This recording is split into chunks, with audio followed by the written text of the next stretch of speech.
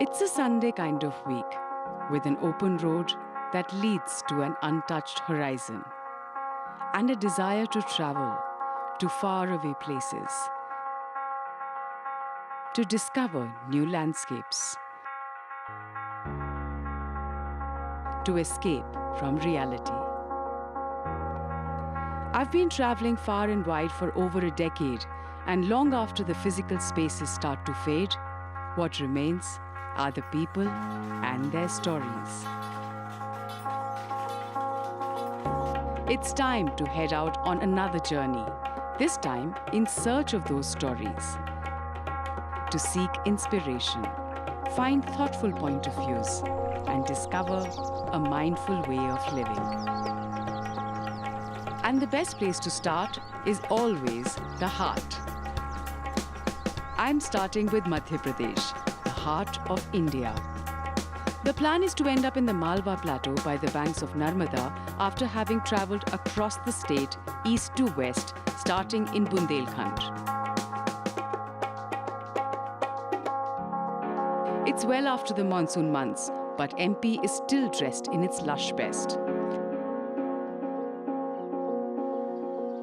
Given that the state has the largest forest cover in terms of area in the country, it's no surprise that it attracts an equally large number of wildlife enthusiasts.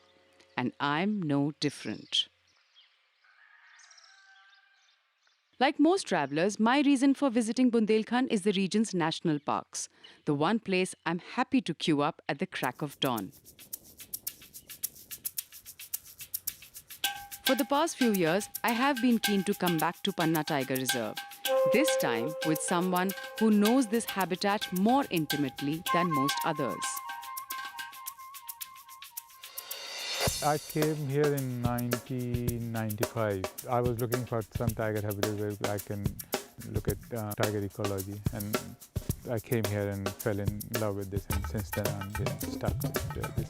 Dr. Raghu Chundavat's pioneering research and scientific work on tigers took place in this very landscape. And before I start stalking the big cat, I'm going to get a crash course on their habitat.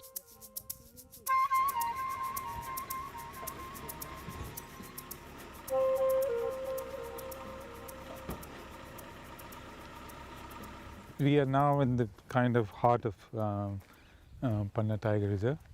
It's a fantastic view. It's very typical of the Vindhyan mountain ranges. So we have these flat plateaus and then escarpment, which creates gorges. So it creates very unique habitat for a variety of wildlife. So these are very vulnerable strongholds of tigers, and we need to protect these. A word of caution, and rightly so. Panna has had a history of losing all its tigers to poachers. As a result, the number of visitors started dwindling. Dr. Chundavat explained how tourism is a very important tool in conservation as well as poverty reduction of the local community.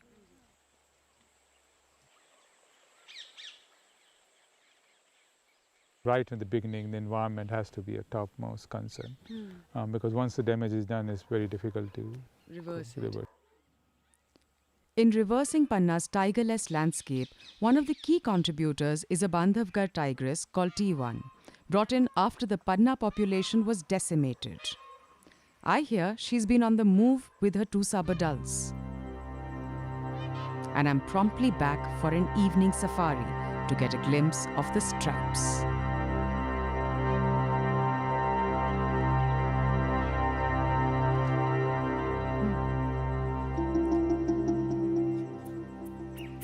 Within minutes, there she is. Wait, there they are, T1's daughters. The two sisters are in their playground, while Tiger Mother is out to fetch lunch for the family.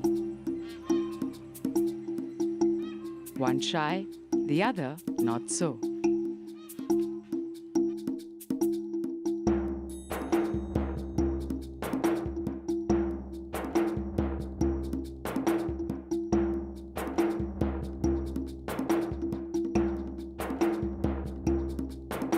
It's going to take decades of providing a secure home to live, hunt, and breed in for this lineage of Panna tigers to have a stable population.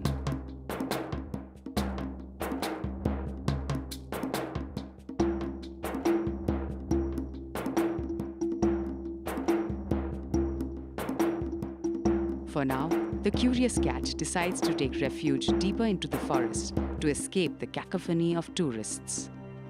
A cue for me to chase the setting sun. It's when you witness a golden sunset in the quiet of the jungle, some birds chirping, the wind rustling the leaves, that's when you realize that there's a gem in the heart of India called the Emerald Forest of Panna.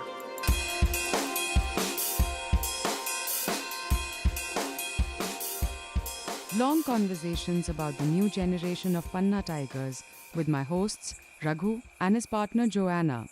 She's a wildlife filmmaker with 4 decades of experience in India. And that's the thing with wildlife holidays. They always spill out of the forest into tales exchanged over a fire.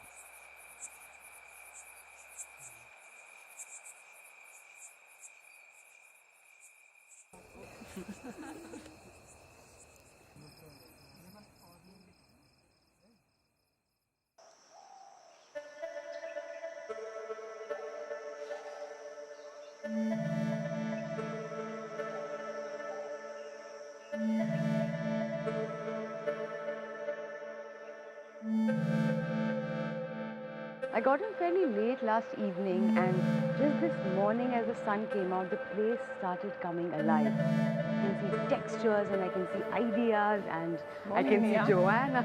How are you? Good, how are you? Very fine. You slept well? Slept very well. I have to say, it's absolutely stunning, this place. We have a very lovely location. Both Raghu and I come from wildlife backgrounds, you know? So we had this study in the national park, which is the connection we had to this area for 10 years. And I come from a wildlife documentary background, so when the research project came to an end, we wanted to continue working with conservation, with the community around here that we got to know many years here. So we thought a hotel would be a very good symbiotic way of doing that. The word hotel just touches me. Well, that's why we call it the Sarai. Joanna and Raghu opened the Sarai at Thoria village for guests in 2010 to share this stunning space and the experiences they've gathered over the past 2 decades. So this was one of Raghu's study tigers. She was a tigress that lived in this lower area. She was known as Ruby. And this was a guy, a young male, who had one tooth was broken, so we called him broken tooth. And they were consorting together. Looks like they're kissing. A wholesome breakfast out in the open and endless chatter about this space. Joanna and Raghu and their architectural team have done an extremely creative job with landscaping as well as the use of natural building materials at this 100% solar-powered outfit. My favorite feature is this bridge, which of course has its very own story. There used to be one very small crocodile that lived here for quite a while, but because the water goes down. Yeah, and we used to see it lying on this bank. In the off-season, when this floods, huge crocodile lying on the bridge itself. No, right? I mean, in the water, it was So underwater. the water comes up really high, is Yeah, it? and one year it came even over the top of this. On another part of the property, the men are hard at work. Under Raghu's keen supervision, a local meal of puris with homegrown kaddu is being put together. But I'm not done with my tour of Sarai just yet. We decided that mud is what we wanted to build. So we did it in the local way, which is basically just to slap on the mud 1 foot at a time and then let it dry. When we started, we decided we weren't going to use any forest timbers because even if it has a certificate, you can never be sure it's actually been legally felled. So we went for the woods that you don't normally use. What's interesting is how many people actually remark on the attention to detail. When they come, a lot of them are worried because there's no air conditioning and things, and they think it may be rather basic. Yeah. And it's nice for us when they realize that actually, you know, you don't need all your double basins and marble floors and whatever to actually have all the comforts. It's not that challenging if you get it right at the building stage. And it's so much more appropriate for this climate, you know, because this area it goes down to freezing, and then in the summer it can go up to 50 degrees. But luckily, today is a perfect day for an alfresco meal. Freshly prepared food with local ingredients, an excuse to overeat, and the natural progression is an afternoon siesta.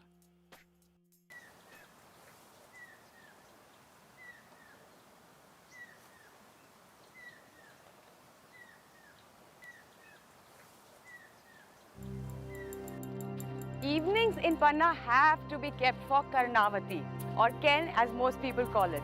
One of the cleanest rivers in India, and this water body has just crossed 55 kilometers from the Panna National Park.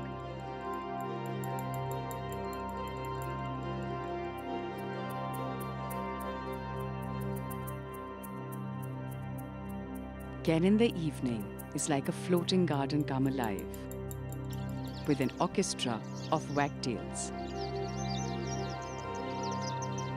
Ken in the evening is surreal.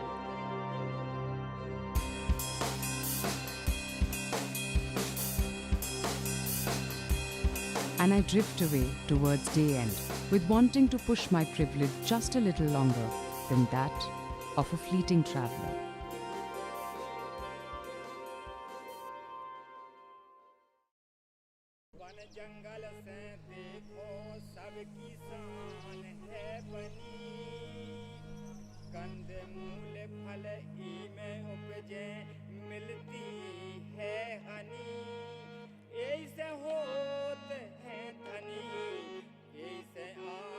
I've spent the last few days exploring the Bundelkhand region of Madhya Pradesh.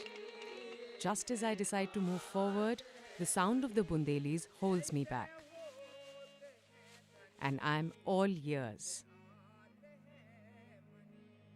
जैसे कोई पढ़ा लिखा नहीं है ज़्यादा या जो किसानी करता है तो उसके लिए क्या है पर्यावरण ही सब कुछ है, जंगल ही सब कुछ है।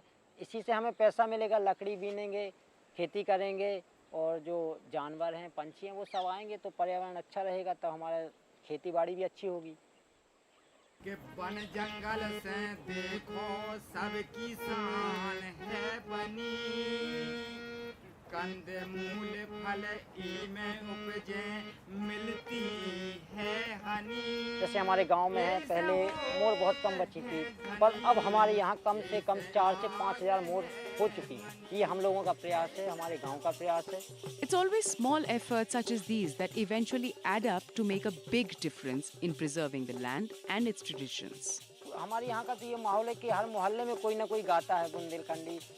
हमने देखा कि आज जो कुछ ऐसी प्रथाएं, जैसे मान लीजिए पाल होते हैं जो हमारे यहाँ गणेश जी, उनका जो गायन है वो एकदम से विलुप्त होता जा रहा है, क्योंकि जो उनके जो पुराने लोग थे वो तो गा रहे हैं, नए लड़कों में वो चीज़ नहीं है। हम लोग वही चाहते हैं कि जो ये जो विलुप्त होने के कगार पे बुंदेलखंड की चीज़ें उसको हम आगे बढ़ाएं। उसके लिए हमने अपना एक चैनल बनाया, उसका नाम भी बुंदेलखंड से रिलेटेड रखा, Bundeli superstar. Bundeli Superstars, one of the wonderful surprises that travel brings with it.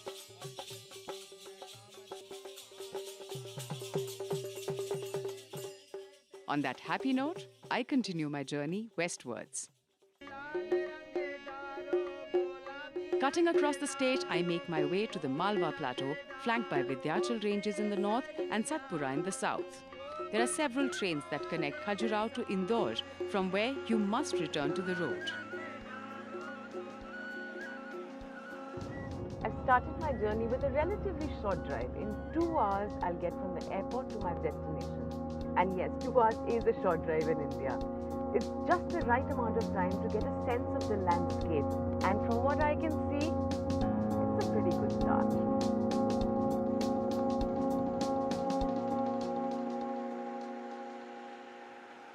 The second largest state of India makes it hard to pick just a few places to visit.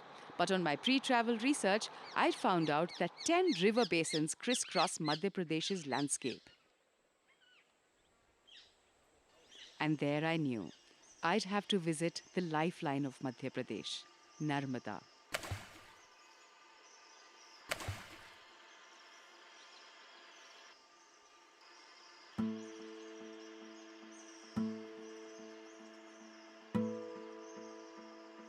I stopped somewhere along its 1300-kilometer-long journey to the sea, on the north bank, in a quaint town called Maheshwar.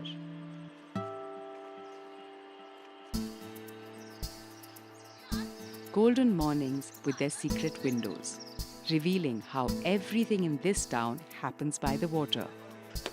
Busy people, lazy boats.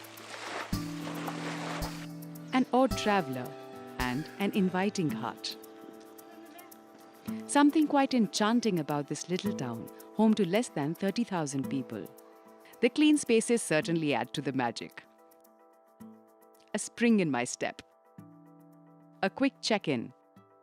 The pocket-friendly Labu's Lodge it is.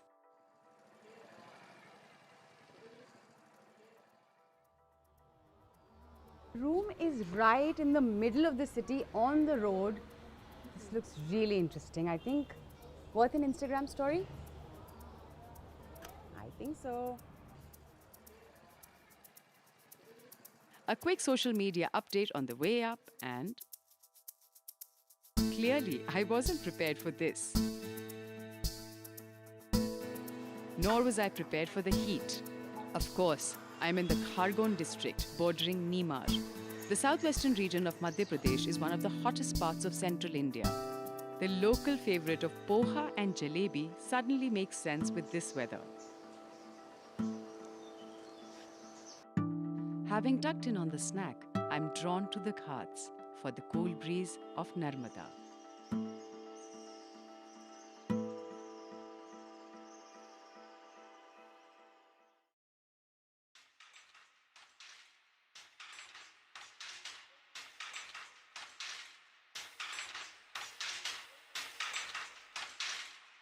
The distant sound of rhythmic clicking-clacking of innumerable looms set the pace for my day in Maheshwar. Maheshwari saris. The lustrous weave has adorned women miles apart from each other. But the journey for them all always begins right here, in the tiny town of Maheshwar. It was as recent as the 1970s that the resurgence of what was then a dying craft took place around this very courtyard at Rewa Society. I'm keen on meeting someone who's been part of this journey right from the start. And I've been told there's hardly a match for the number of yarns spun into stunning sheer fabric than those woven by the hands of Chandravati. मेरे 12 room थे, एक room करके डाले, 12 room चालू करे, तो सब लोग उनको फिर थोड़ा साल भर 2 साल में अच्छा लगा कि भाई चलो वहाँ पर अच्छा अपने को मिल रहा है. Now joined by her son and one of her 5 daughters at the loom, Chandravati has proudly passed down her legacy. It takes about 4,000 threads of fine cotton yarn in its tana or weft and silk in its bana or warp, and 8 days of this relentless movement on the loom for a single pallu sari to be created. What started with just 12 looms, 4 decades later, has 70% of the town engaged with this craft, placing this fine fabric firmly back on the world weaving map. Maheshwar as a weaving center is known in the Arthashastra. So it has great antiquity of weaving. The current, let us say, avatar of weaving is stemming from when Ahilya Bai was here and she bought weavers either from Surat or... Richard Holkar, the co-founder of Rewa Society, is carrying forward a family tradition started by the great Maratha queen, Ahilya Bai Holkar, in what was once her capital. Ahilya Bai's spirit sort of moves here. And she is, of course, one of India's most illustrious women. Her being here, I think in many ways energized me to think really more concretely about the nature of heritage. Under her patronage, weavers prospered and life flourished in this ancient town. The Kashi Vishwanath temple stands as testimony to her true devotion to Lord Shiva. Just as intricately carved scenes of wrestling matches and marriage ceremonies inside the fort walls depict life in another times.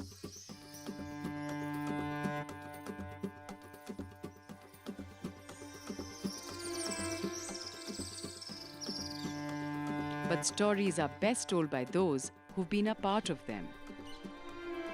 When I arrived here in 1971, there was no green at all. It was still as a 19th century sort of establishment. So for a couple of years we had some serious restoration work to do here. So it was really sort of bringing it back to Yeah, to a living, any of these places, if you spend 2 years and restore something and then forget about it, within 5 years it's going to go back to the condition it used to be in. It made so much sense to make it into a living place where people are living and enjoying, feeling the place.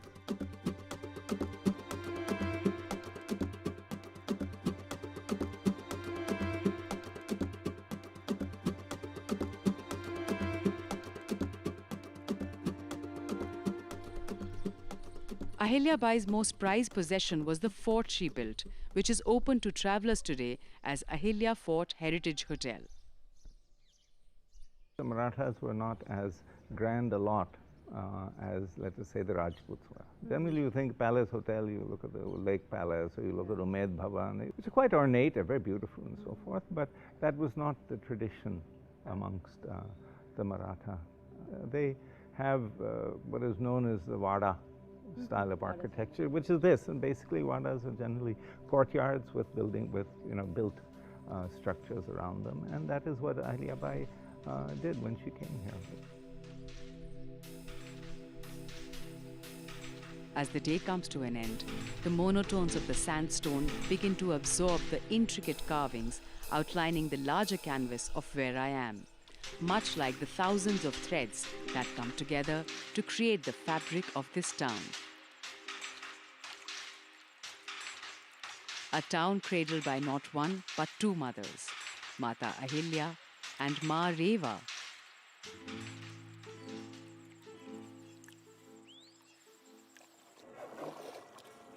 There's something quite reassuring about Narmada that gently flows by. Perhaps it's the steady beat of her heart.